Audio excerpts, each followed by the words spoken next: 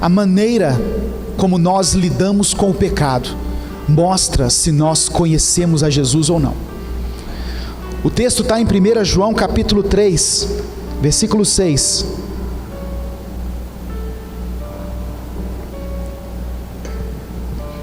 Diz assim: qualquer que permanece nele, em Jesus, não peca. Qualquer que peca não o viu, nem o conheceu. E João continua o raciocínio no versículo 9: todo aquele que é nascido de Deus não pratica o pecado, porque a semente de Deus permanece nele. Ele não pode estar no pecado, porque é nascido de Deus. Presta atenção, quando a gente fala isso, aquele que conhece Jesus não peca. Imediatamente, alguns vão refutar, dizendo assim: pastor, todo mundo peca, é impossível levar uma vida sem pecado. Eu sei que todo mundo peca. Eu gosto de algumas traduções que eu separei aqui, que deixam isso mais claro para nós. Uma coisa é você pecar por acidente, por descuido. Estava no trânsito, o cara me deu uma fechada, eu xinguei ele na hora. Aí eu me arrependi, falei: puxa vida, para que xingar o cara? Pedi perdão a Deus, porque o cara foi embora.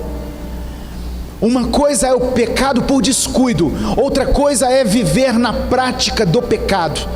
É você premeditar o pecado, é você ficar arquitetando: semana que vem eu vou me vingar dele, eu vou me vingar dela. E aí tem essa versão aqui, de 1 João capítulo 3, verso 9. Na Bíblia King James diz assim: todo aquele que é nascido de Deus, é o mesmo versículo que eu li, tá? Só que numa versão diferente.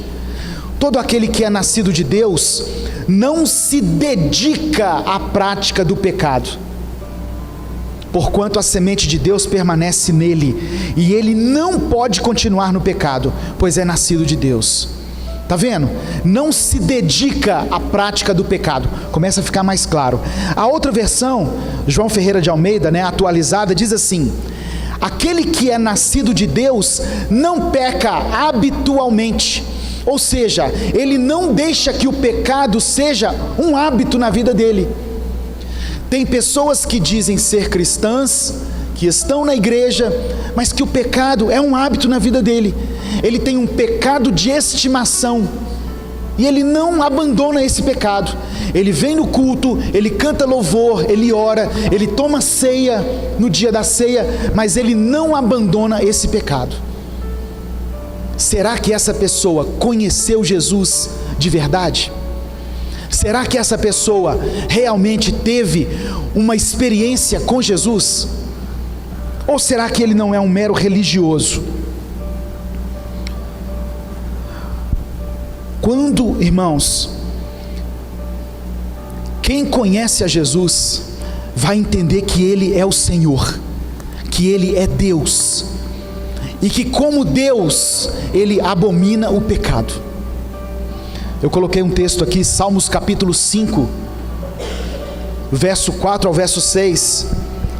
Olha o que o salmista escreveu: porque tu não és um Deus que tenha prazer na iniquidade, nem contigo habitará o mal, os loucos não pararão à tua vista.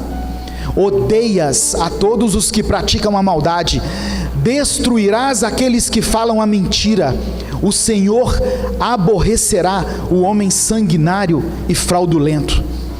Quando nós conhecemos Jesus, entendemos que Ele é Deus, e que como Deus não compactua com o pecado, nós também queremos nos afastar do pecado, porque sabemos que o pecado ofende a santidade de Deus. Sabemos que o pecado nos afasta de Deus, conforme escreveu o profeta Isaías. Você sabia que quando Jesus pediu a Deus para afastar dele o cálice, Jesus não estava se referindo ao sofrimento, à dor, aos pregos, à coroa de espinhos, aos flagelos. Jesus estava se referindo a afastar-se de Deus. Lá na cruz ele disse: Deus meu, por que me desamparaste? A maior dor de Jesus não foi carregar a cruz, não foi ser pregado, não foi a dor física, foi a dor de se afastar de Deus. Quando nós entendemos quem é Jesus, nós entendemos que o pecado é algo que ofende a Ele, e por isso nós abandonamos o pecado.